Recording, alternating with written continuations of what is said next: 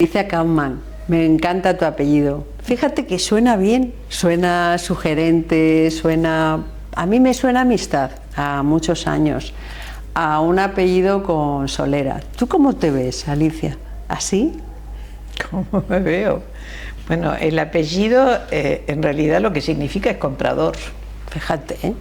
En alemán es comprador. Pero yo no me veo muy compradora, esa es la verdad. Sí me veo consolera, porque tengo una tradición familiar, una historia. Vengo del Imperio Austrohúngaro, pero nací en Argentina. Mi hermano había nacido en Praga, mi marido es español, pero vivió en Argentina. Mi hijo nació en Cataluña, mi hija nació en Madrid. Somos un mix un poco peculiar. Yo te diría que una familia con una historia bastante diversa. Y creo que ser diverso y la diversidad es interesante, porque la chatura, todo el plano, es muy aburrido. No, yo contigo nunca me he aburrido. De hecho, en el año 2012 pusimos en marcha un libro del que aprendí por primera vez que era para mí el dinero, porque yo no sabía. Yo te hablaba de mi padre, que yo quiero ser de mayor como él, este que mete la mano en el bolsillo, tira billetes. No lo he conseguido, pero era la idea que yo tenía, la idea que tenía yo del dinero. ¿Cuánto nos has enseñado del dinero y por qué el dinero sigue siendo un término que asociamos a la masculinidad? Bueno, por empezar, ¿cómo hablamos del dinero? El poderoso caballero, don dinero. Poderoso y además caballero. Y de las mujeres, nada. Así que yo hace poco di una conferencia en la Cámara de Comercio en Madrid, pero la llamé Dinero en femenino. De la carencia a la abundancia. ¡Qué bueno! Entonces, ¿qué es lo que pasa? Nos falta a las mujeres una alfabetización financiera. Y eso es lo básico para nuestra autonomía, para nuestra libertad. Libertad igual autonomía financiera. Sin embargo, cuando preguntas y exploras, pues la cuenta está a nombre del marido, mujeres profesionales, que todavía ves que se maneja el marido más y si se divorcian, caos. Entonces yo creo que esa es una asignatura pendiente, es una asignatura que habría que poner en las escuelas y desde el principio, que las niñas sean buenas comerciantes, que sepan lo que es el dinero, que sepan ganarlo y que tengan una autoestima muy alta para poder cobrar mucho. Eso es muy importante. Nada de que, ay, a ver si me valoran y me aprecian y me suben el salario. Que no, chicas, eso, tiempo pasado. Nada, olvídense. Que Alicia, yo además de ser mi autora, he aprendido contigo que no pidas la autoridad, que la tomes. Por no decir la siguiente frase. ¿Tú sigues pensando lo mismo? Sigo pensando exactamente lo mismo. Es más, lo afirmo. Porque si tú esperas que alguien te dé la autoridad, nadie te la va a dar. Nada, te echan del medio. La tienes que ir tomando tú. Y cuanto más tú veas que el medio ambiente te quiere poner la patita encima, es porque la tienes. Esto es como cuando cabalgas y dices, Sancho, los perros ladran, parece que estamos cabalgando. Pues para las mujeres igual. Ojito, no hay que amilanarse. Pero sobre todo hay que aprender desde pequeñas la cuestión del dinero. El otro día fue muy curioso, porque en la presentación puse cosas muy nuevas. Por ejemplo, imágenes que salen en la prensa, que por ahí nos salen desapercibidas. Por ejemplo, el caso Madoff, ¿qué costo tan alto tuvo toda esa pirámide financiera? Pues un hijo suicidado. Total. La tenista Sánchez Vicario, que había ganado una fortuna, pues ¿a quién puso como administrador? A su querido cónyuge. Pues ahora está más pobre que una rata. Total. Porque se quedó sin nada. Está viviendo de un salario, no sé, de dar clases de deporte en Miami. Y luego también pasé una fotografía de la Tita Cervera, que tenía una muy buena relación con su hijo, hasta que apareció la nuera. Entonces yo pregunté, ¿por qué decimos nuera y no yerna? Eso. A ver, ¿tú sabes, Mercedes, por qué decimos yo? nuera? Pues fíjate, mira, dedicándome a las palabras toda la vida y todavía no lo he entendido. Porque no era para mi hijo. O sea Qué que bueno. ese chiste muy Hombre, apropiado para la tita, porque fue la hecatombe, Ya. ahí el terremoto familiar, Ya. cuando la familia se amplió. Entonces, yo creo que esos anuncios, esas cosas, la actitud de la gente del dinero, te dice quién está detrás del dinero. O sea, esa persona que dice, no, cada uno se paga lo suyo, o no te acerco porque tengo que pagar medio litro más de gasolina. O sea, esa tacañería material es tacañería emocional. Es un sinónimo de tacañería emocional. A ver, mira, lo acabo de inventar. te voy a... A ver, ¿qué dirías tú cuando un rico, a ver, rico, entendido como una gran fortuna, es decir, tiene más de 3 pisos o tiene mucho patrimonio, cuando te dicen, a mí el dinero no me importa nada? Yo siempre pienso, ¿por dárselo a un pobre? Es decir, o por ejemplo, cuando te dicen, qué materialista. ¿No crees que nos define la forma en la que entendemos todo por esa forma de comprar Pues y sí, vender? digamos que la forma en que nos comportamos con el dinero nos define bastante, pero hay, por ejemplo, gente que es muy ahorradora, porque sus padres quizás han pasado la guerra, han pasado muchas privaciones. Mi padre me decía siempre, si ganas 10 ahorra 4, y es un consejo que siempre agradecí porque nunca me faltó. Tampoco me sobró, pero Claro. nunca me faltó. Luego están los gastadores. ¿Y qué pasa en un matrimonio en donde uno es gastador y el otro ahorrador? Mal asunto. Mal asunto. Porque ya la cultura familiar, si no se pone más o menos de acuerdo, va a haber conflicto permanente. Pero yo siempre digo, depende de quién te gastes el dinero, porque puedes ser gastador de lo tuyo o gastador de los otros. Sí, es lo mismo. No es lo mismo, No es suele lo ser mismo. gastador de los otros. Es decir, Es mucho el que más gasta fácil. de los otros. Porque si tú Es decir, realmente te dan una fortuna o una pequeña fortuna, tú sabes el esfuerzo que supone ganar el dinero. Claro. Entonces, no gastas alocadamente. En cambio, si tú gastas del otro, pues no eres consciente de todo lo que significa el esfuerzo ganar el dinero. El otro día en la Cámara de Comercio has tenido mucho éxito en tu conferencia impartiendo sobre... ¿Les has dado las claves de cómo hacerse rico? ¿Tú las conoces? Ojalá las conociera, ya no estaría Oye, ni siquiera, mujer, poder y no dinero. estaría siquiera sentada aquí. Perdona, conmigo sí, aunque te hagas rica y muy rica. Contigo sí, pero a lo que voy, que fue muy interesante porque había un mix de alumnas de la Cámara de Comercio, como 60, y futuras alumnas que eran dominicanas. 40. Entonces era una mezcla bastante curiosa. Entonces lancé una pregunta nueva que lanzo también a los que escuchen este podcast. ¿De qué hablan las mujeres cuando se reúnen? Pues de los hijos, del gimnasio, de los kilos que tiene de más, pero no hablan del dinero, de las inversiones. ¿Cuáles son los fondos de inversión que convendría invertir? ¿Conviene invertir en pisos? ¿De qué manera, si te has matado trabajando toda la vida, puedes invertirla, darle vuelta a la tortilla y que el dinero trabaje para ti? Esa es la clave. Y muchas mujeres lo saben, pero sin embargo es una conversación que pocas veces aparece en los encuentros. ¿Nos da vergüenza? Es decir, porque yo me siento y me preguntan, el otro día a los varones, ¿qué tal va la empresa? ¿Cómo van los business? Bien. Pero si te encuentras con una amiga, la pregunta inteligente es, oye, ¿qué tal tus hijos? Claro. ¿Cómo va todo en casa? Claro. ¿No crees que tiene que ser al revés, que tenemos que enseñar educación emocional y nosotras dejar un poquito esa parte para hacernos más capitalistas? Mira, yo creo que esto es como un pájaro. Un pájaro para volar necesita 2 alas, la racional y la emocional. Entonces yo creo que la educación es lo mismo, tiene que ser emocional, que es lo que generalmente se enseña a las hijas: sé buena persona, trabaja, sé independiente, pero también una educación material es fundamental. Yo creo que hay que incluir esa nueva variable en la ecuación de las vidas de hombres y mujeres, porque no te creas que a los hombres les enseñan explícitamente, se supone que ya saben cómo hacerlo. Entonces, esa pregunta fue muy curiosa porque ni una, dijo, las conversaciones son de tema material, cómo va la banca, las crisis, cómo influyen, cómo influyen las decisiones de Trump en la bolsa, en los fondos de inversión. Cero. Nada. ¿Qué pasa con las criptomonedas? Nada. Nada de nada. Pero luego la otra pregunta fue, y esa fue la bomba, no sabía cómo me iba a resultar, al final, ¿cuáles han sido tus mandatos familiares? Los hacía trabajar en pareja. ¿Qué te ha dicho tu papá? ¿Qué te ha dicho tu mamá?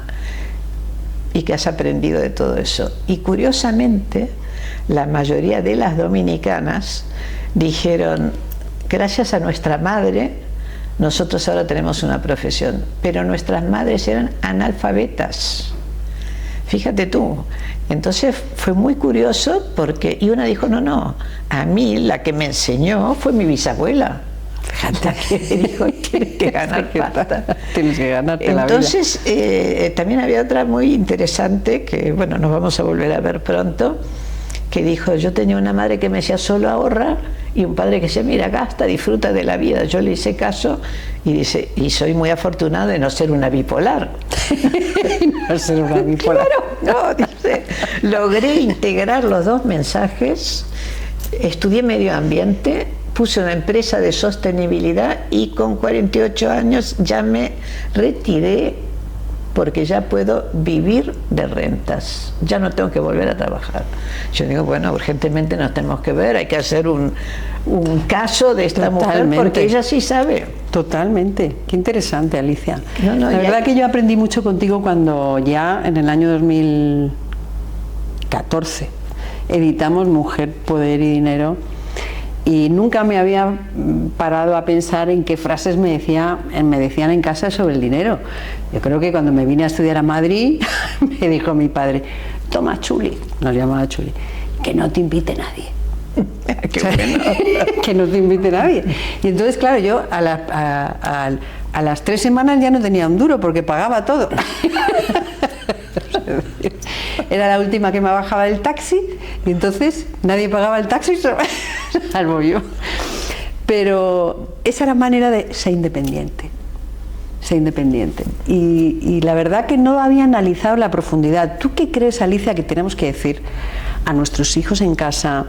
¿O cuál es la mejor de las frases para gestionar eso que parece que nos ayuda a vivir, que es el dinero, el poder, que nos permite al menos tener un poco de libertad? ¿Qué es lo que crees que hay que decir? Hijo, ahorra, hijo, gástatelo, que no te invite nadie. Mira, yo le dediqué este libro a mi hija, Andrea. Creo que aún no lo ha leído. Confía, siempre confía. Confío. Pero yo creo que cada hijo, y tú lo sabes mejor que yo, es un mundo aparte. Total. Lo que le puedes decir a uno no se lo puedes decir a otro. Entonces yo creo que lo más importante, el mensaje, bueno, que yo he aprendido después de muchos años, ¿no?, es confía en ti, confía en tu fuerza, confía en tus posibilidades. Y más que, yo confieso que he sido una madre un poco sobreprotectora. Yo me separé cuando mis hijos eran muy pequeños, luego me volví a casar a los 60 años, cosa que es raro, y muy felizmente casada, pero creo que he sido muy sobreprotectora. Y entonces, claro, cuando tú eres sobreprotectora por una situación X, en el fondo los infantilizas, sí, porque sabes que ahí está siempre el bastión. Sí, sí, sí. Hay un colchón que te va a acoger siempre. Eso creo que está bien que lo sepan. Pero también a impulsarlos y a no sobreproteger, o yo diría que ellos sepan que tú estás ahí y si te necesitan, estás incondicionalmente para ayudarlos. Pero que ellos tienen que sacar su fuerza porque ellos la tienen. Pero a veces se esconden bajo la timidez, no puedo. Bueno, no hay mayor aprendizaje que el de la experiencia. Desde mi luego. hija el otro día quería un consejo por una reunión, al final no me lo pidió, pues se lanzó sola al agua y le fue fantástico. Dice, mira mamá, al final conseguí lo que quería, era muy importante porque tenía que ver con temas de su maternidad y las bajas que daba la organización, que es de ella y de su pareja, pero le dije, y me dijo, mira, mamá, gracias por escucharme y por estar ahí incondicionalmente. No me dijo por darme un consejo y decirme claro, qué hacer. Qué bonito. Es decir, cuando te dan las gracias por callarte. Exactamente, las gracias por yo digo callarte. que aprendemos a hablar toda la vida y la atarse. segunda etapa hay que aprender a callar.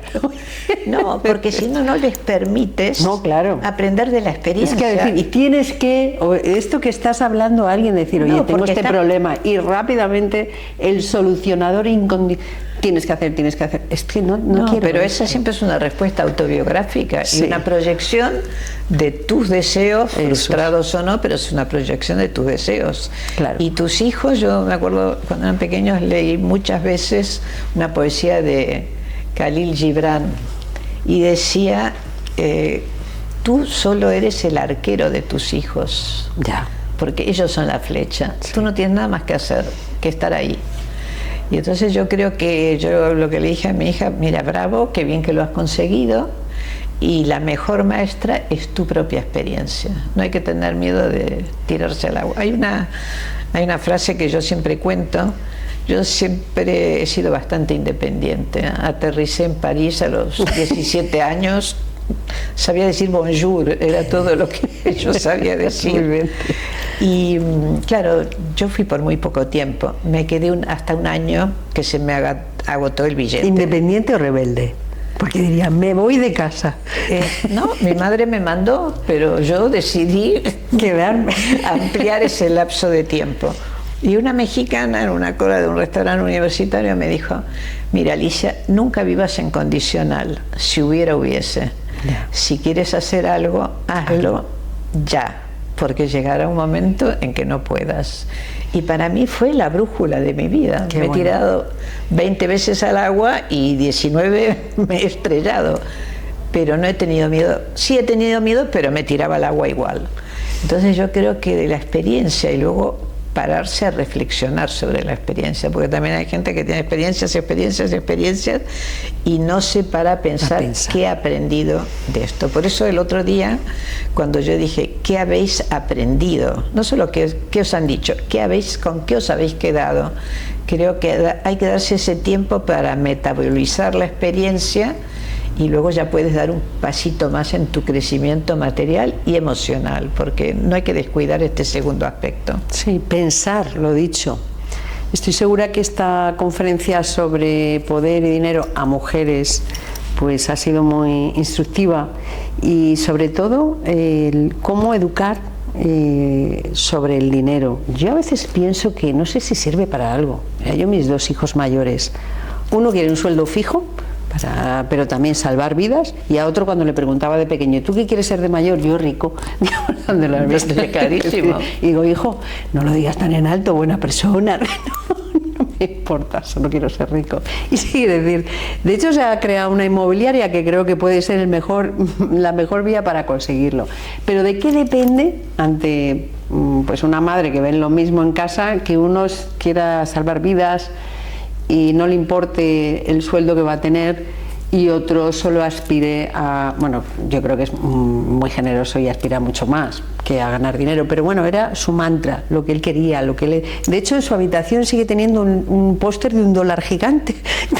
Bueno, está claro, ahí tiene su meta. Tiene su meta en la pared. Entonces, ¿de qué depende eso, Alicia? De lo que decimos, de la genética, ¿qué pasa ahí? Uno dice, ¿cómo me salieron los hijos tan distintos si yo soy la misma madre? Eres la misma madre, pero en distintos momentos de tu vida. Sí. No es lo mismo si tú te casas y enseguida tienes un hijo años después. No, porque tú ya has cambiado. Y luego también nuestros hijos tienen una percepción selectiva. O sea, ahí no lo determinamos nosotros. No somos una influencia importante, pero la escuela, el tipo de escuela, los amigos, los mensajes, algunos profesores. Yo me acuerdo de algunos profesores que a mí me impactaron y me ayudaron mucho. Desde luego. Y entonces ese es un cúmulo de cuestiones que hace que uno sea A y el otro sea B, pero probablemente la base, los valores sean exactamente iguales, porque eso es lo que tú has transmitido desde que eran pequeños. Pero también seguro ha fomentado algo que yo digo, que el otro día dije, hay que descubrir los hilos rojos en los hijos. Los hilos rojos, ¿qué es eso de los hilos rojos? Pues el hilo rojo es la pasión. Fíjate. el hilo rojo es fomentar la pasión. Y cuando tú haces algo que te encanta, a mí mi profesión siempre me encantó, como a ti, Sí. pues disfrutas de cada momento. El otro día me preguntaron, de hecho, el marido de una amiga mía me preguntó, ¿no? ¿En qué momento has disfrutado más de tu profesión? Yo, prácticamente todos. Yo también. Prácticamente todos. Entonces yo creo que es importante descubrir y ayudar a profundizar. Eso, mira, mi nieta, una de mis nietas, adora a todos, pero con ella ya tengo una comunicación muy fluida. Hace 2 o 3 años decía, yo me quiero comprar una roulotte, tener 3 hijos, un perro y Miguelito del colegio que me acompañe. Pero todo rosita, todo rosita. Ahora dice, quiero ser presidenta. Qué bueno. Entonces, no es para menos. Con una abuela como tienes, puedes llegar a cualquier lugar. Qué importante, ¿no? Y además, lo que nos dicen en casa, atrévete a ganar, el arte de negociar, tipología del poder. La verdad que, haciendo este repaso, ¿qué cambiarías de estas páginas ahora? ¿Qué has aprendido desde este año hasta hoy? ¿Qué dirías? Bueno, pues que hemos pasado por varias crisis también. Sí. Hemos pasado por el COVID, hemos pasado por... Y tú eres una catedrática, una mujer que has emprendido en la ayuda a otras mujeres. Has venido también a España y has hecho aquí tu carrera lanzando un mensaje de empoderamiento muy importante. No solo me has ayudado a mí, has ayudado a muchísimas mujeres emprendedoras, directivas, les has metido caña del mono, no. Las has elevado. Es decir, entonces, ¿qué cambiarías de esto, Alicia? Bueno, lo primero que quiero decir que este no es un libro de autoayuda. No es que digas, si tú das estos 3 pasitos serás multimillonaria. No, es un libro de autoconocimiento, de hacer un viaje interior y recorrer esos distintos momentos de tu ciclo de vida, a ver qué es lo que ha pasado, cuáles han sido los momentos significativos de tu historia, de tus ancestros que te han marcado, ¿no es cierto? Porque eso a veces es transgeneracional, y si no hay en un momento alguien, en un momento que se para a pensar, bueno, ¿qué ha pasado?, puede seguir generaciones por generaciones lo mismo. Entonces yo incluiría bastante más el tema transgeneracional, que también tiene que ver con la salud. O sea, con la salud. La salud, o sea, cuando nos decimos, esto me ha dado por el hígado, luego tienes una hepatitis,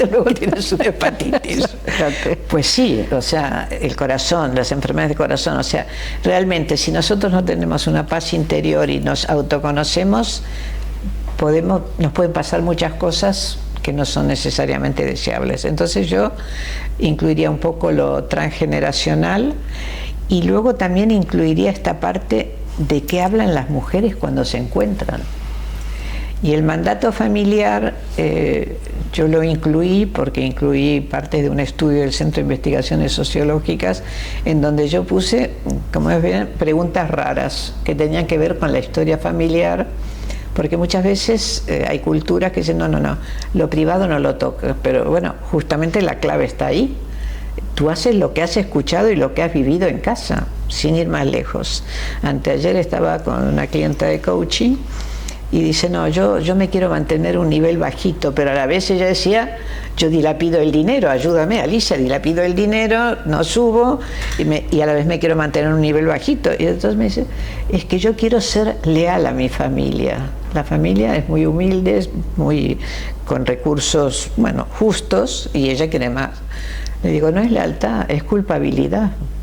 Tú no quieres ser más que tu familia, pero estás pensando al revés, porque tu familia quiere lo mejor para ti, que crezcas, que evoluciones, que seas una mujer autosuficiente, independiente.